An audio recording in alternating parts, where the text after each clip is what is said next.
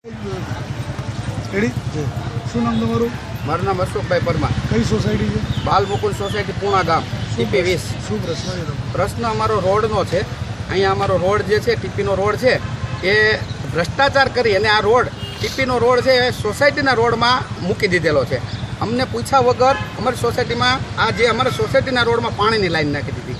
એટલે આ રોડ ભ્રષ્ટાચાર કરી અને મૂકવામાં આવેલો છે. 18/5/2013ના રોજ મહાનગરપાલિકાએ કબજો મેળવ્યો છે.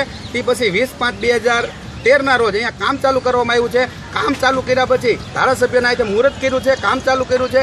200 મીટર સુધી રોડ ખોદી નાખ્યો છે અને રોડ ખોદી નાખ્યા પછી આ રોડ કેમ બનાવવામાં આવતો નથી? મારો આ પ્રશ્ન છે. મહાનગરપાલિકાના અધિકારીઓને હું 2 મહિનાથી છેલ્લા ચક્કર કાપું છું. 2004થી અમે આની રજૂઆત કરીએ છીએ અને છેલ્લા 2 મહિનાથી મહાનગરપાલિકાના અધિકારીઓ મને ધક્કા ખવડાવે છે. ભગવાકર સાહેબ એમ કહે કે મારામાં નથી આવતું, ખાતીવાલા એમ કહે કે મારામાં નથી આવતું, જીવનભાઈજી પટેલને મળીએ તો એમ કે મારામાં નથી આવતું. તો આ આવે છે કોનામાં? જો તમારામાં નહોતું આવતું તો તમે ડિમોલેશન શા માટે કર્યું અને આ સોસાયટીનો ગેટ શા માટે પાડવામાં આવ્યો? એનો મારે જવાબ જોઈએ છે. જો તમે મને આ જવાબ નહીં આપો તો મારે કાયદેસર તમારી ઉપર પગલાં લેવા પડશે. અચ્છા, આજે રોડમાં ફેરફાર થયો છે એના પાછળ કોણ જવાબદાર હોય છે?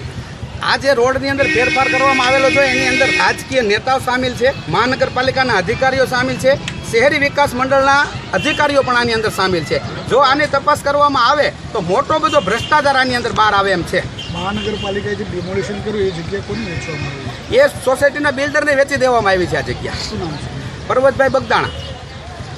આગળ તમે શું લડત કરવાના છો? આગળ જો અમને આ 30 દિવસની અંદર ન્યાય નહીં મળે અને આ રોડ 30 દિવસની અંદર બનાવવામાં નહીં આવે તો અમે સોસાયટીના સભ્યો સામૂહિક આત્મવિલોપન મહાનગરપાલિકાની કચેરીમાં જઈને કરશું.